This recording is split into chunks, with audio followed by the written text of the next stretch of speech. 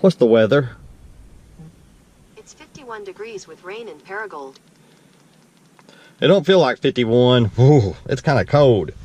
I didn't bother preheating the car because I thought 51's not bad, but it's cold out here.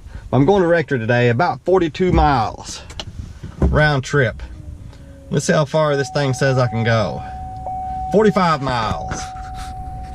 I'm confident I can make it with the heater on a comfortable level. But of course I'm kind of cold natured. I'll keep the heater, but I'll start out around 80 degrees and then I'll probably turn it down to about 76 here in just a little bit. But we're gonna see what kind of mileage I get in almost winter.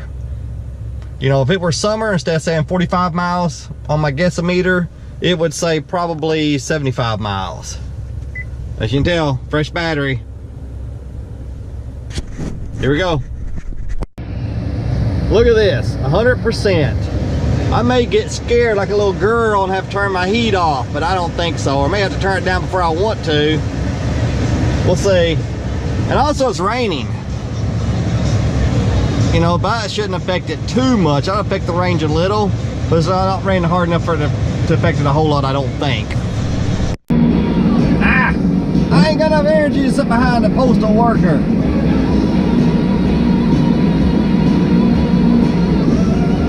I'm already turning my heat down to 76. It's already fairly warm in here. Maybe now you can hear me. I just turned my heat down from 80 to 76 already. It's cold. I'm turning back up to 77. Yeah, 77, the climate control is saying I'm using 74%. Woo, that's a lot. I did turn my heated seat off because it's a waste of energy in this vehicle. Now, if I had 20 miles to go, round trip, I'd have left it on just for the heck of it. But the heated seats in the 2015 Spark EV suck. Oh my, they're horrible. You can barely feel them. They only have one setting. No high, medium, or low, just on and off.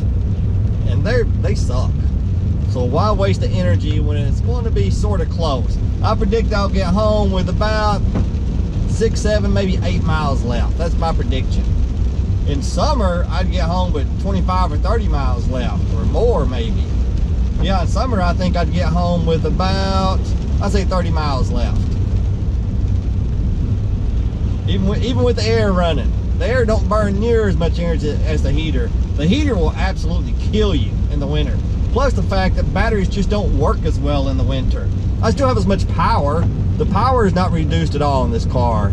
You know, I don't care. I've driven it in low 20s one time, and the power was fine.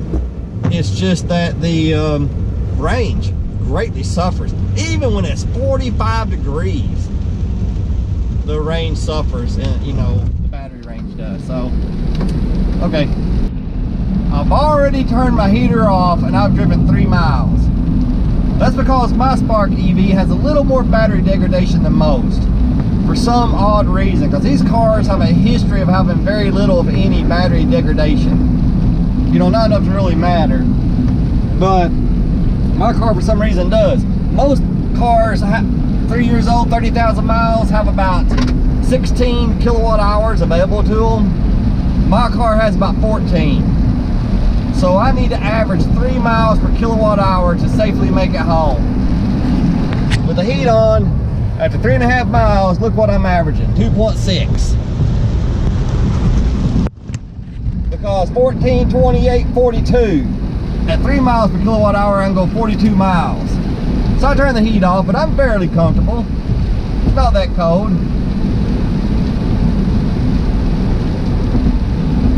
And once again, the winter is why I'm trading this car for a Chevy Bolt. With the Bolt, once the electricity runs out, you got an onboard generator. And I'm wondering just how much sloshing through this rain is going to affect the range as well. It's not raining that hard, but the road seems to have a lot of water on it, so we'll see. Okay, I've now driven 9.1 miles and my kilowatt hours are up to 3.2. At this rate, I can safely make it home, but the problem is, I'm cold. I'm not freezing cold. I'm not even really cold, I'm just slightly cold. It would not be worth it if I were not filming this video.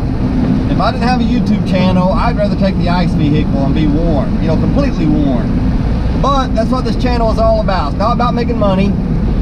I don't ask for money. I'll probably never get a check from YouTube. I don't expect one. It's about spreading information. So it's worth it just for the experience, just to document it and just to share with y'all how this car works in what I would call almost winter. 50 freaking degrees. You know, but I have 36 miles left on the gasometer. Rounded off where, let me get around these cars so I can look at the screen. Yes, 10 and a half miles, so 10 miles to the destination, that leaves 26 miles, and it'll be about 22 miles home, 4 miles left. If I leave the heat off, I predict, like, again, I'll have 7 or 8 miles when I get home. I'm hoping I can turn the heat back on the way home. Of course, once again, how much energy do you burn running through water? It's not like standing water, so I would think not much, but I haven't driven this car enough in the rain to really know.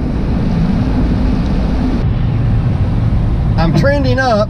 In this car, the 2015 Spark EV, if the lights are going this way, you're trending up, that way you're trending down. And I have to look to see how many miles we started with. I think it was mid 40s, maybe high 40s. But anyway, we're up to 3.6 miles per kilowatt hour. Driven 17.3 miles, we got 3 miles to go. It's about, from where I'm going to back home, is about 25 miles. I think I'll probably be able to turn my heater on at least part of the way on the way home and feel comfortable. I think I could get by with it by doing it now, leave it on about 74 all the way home. But it's just too close to call. I'd rather play it a little bit safe.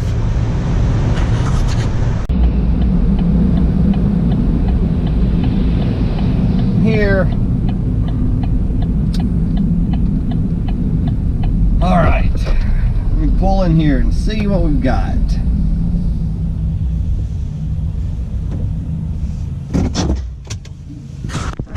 Here's something interesting. I used 4% of the battery for climate settings. I only used that climate for 3 miles, I think it was. You know, that's more than 1% a mile just to keep the battery, just keep the heat going when it's 50 degrees. But 3.9 miles per kilowatt hour. I'm gonna shut the engine off while I'm here. Got about 22 miles to go to home. That should leave about 8 miles left. I think I'll be able to run the heat all the way home. I'm gonna start running the heat. And I don't keep the heat on unless that number gets below 3. That was my plan coming here. If that number dropped below 3, I turn the heat off, and that happened in 3 miles. In the summer on this trip with no HVAC on at all, I could probably get 5.5, maybe 6, but I'm gonna say 5.5 miles per kilowatt hour. Huge, huge difference. All right, I'm gonna get something to eat. Here at Sonic and Rector, one of the best Sonics in the area. I'm telling you, they need to fix that door right there. I cannot believe, if I owned this place, that door would have been fixed a long time ago. See where it's cracked? It doesn't affect the food, but it needs to be fixed. Just my humble opinion. Time to head back home. And man, my left hand is freezing. But, I don't know if you can tell the scar there. The motorcycle wreck that took my leg almost took my left hand. So my left hand gets cold easy. It is so freaking cold. My left hand is. The rest of me is kind of fine, but I got my gloves I'm about to put on. I'm gonna turn the heat on. And about 21 miles to go to the house. Says we got 30 miles to go. Maybe I can run some heat on the way home. I put the heat on 78. It says we got 3.8 miles per kilowatt hour. When it drops to 3, I don't have to turn it off. But I will say something about the heat. It uses a lot more energy in the beginning because it's got to warm the cabin up. If you go far enough, or once the cabin is warm, it won't use near as much heat to, you know, to maintain the temperature. So the fact that I use 4% of my battery to go 3 miles is a little bit not accurate, because it was trying to warm up, not maintain. No matter how you slice it though, the heater uses a lot of energy. Okay, I've driven a few miles. I've got 17 miles to go, 25 miles on the gasometer. and still 3.7 miles per kilowatt hour. I'm cranking the heat up to 80, where I'd be more comfortable. I know 80 seems ridiculous to y'all, and I will wind up turning it down. So we'll see if that drops the miles per kilowatt hour. I'm turning the heat down to 78. Getting a little bit warm except for my left hand. My foot's a little bit cold, but the rest of me is warm. But anyway, I've increased it from 3.7 to 3.8 miles per kilowatt hour. And you might think, well, you're going through town a lot slower. Well, this is a small town. I haven't done this for long. Now I'm 3.9 miles per kilowatt hour. Anyway, the gas meter says 22 miles to go, 13 miles to the house. So I'm pretty sure I can run heat the rest of the way.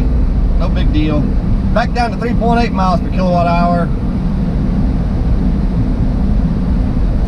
Little town called Marmaduke. Earlier I had the heat on 80 and was using 100% of the power, or the potential power that the HVAC can put out. Now it's 72. Of course I did have it on 76. I was turning up to 80 to make a point. But I'm down to 76, which is 50%. You know, and I've got about 4 miles to go to home, 13 miles to go, 3.8 miles per kilowatt hour. So even running the heat on the way back, it didn't seem to use near as much energy as going there. I would say that maybe it was uphill going there, you know, the terrain. But normally I get better mileage on the way to Rector than I do on the way back. You know, it seems to me from Marmaduke home is pretty bad on the way home usually. So I don't know. But it's nice and toasty in here now. I just turned the heat down to 74. I'm just a couple miles from home, 12 miles to go. I may get up to 4 miles per kilowatt hour. It'll be interesting to see what I got on the way home. Because every time you shut this car off, it tells you how far you drove and your miles per kilowatt hour since you started it. And remember, I shut it off in Rector, so when I started it back up, it started anew. Hey, you ran a stop sign, freak. I did get home with 12 miles left, which is a little bit more than I thought I would. I'm going to turn the heat up to 78, just so if I precondition tomorrow, the temperature will be a little bit warmer. 3.9 miles per kilowatt hour for the whole trip. Let's see how much for this leg. 3.9. I thought it'd be a little bit more. But anyway, almost 21 miles. But there you go. There's the car in almost winter. 50 degrees. Let's take a look at this. 61% of the battery was used for driving and accessories, 17% for climate settings. It's 4% when I was 3 miles down the road, so that's 13% really for the way back. You know, running the heat at anywhere between 74 and 80 degrees when it's 50 degrees outside. So, change the charging. One thing about this car is you have to do this every time. Change charge level from 8 amps to 12 amps. 12 amps will charge it a lot quicker. But on level 1, which is a 110, it's slow no matter how you look at it. You know, I just burned 10.6 kilowatt hours at 6.5 cents per kilowatt hour. That 65 cost me about 69 cents to go to Rector and back. It'd have been more like probably 40 cents if it'd been summertime with air on. But anyway, it'll take about 10 hours to charge this car back up. I usually get about I figure about 1 kilowatt hour per hour it's plugged up. That may seem super slow. That's why most people get a 220. But I don't need it with my lifestyle. Quite often I'm home for 2 or 3 days at a time even. A 110 serves me fine. You have a great day. Thanks for watching. Remember, chicks dig scars and electric cars. Thank you.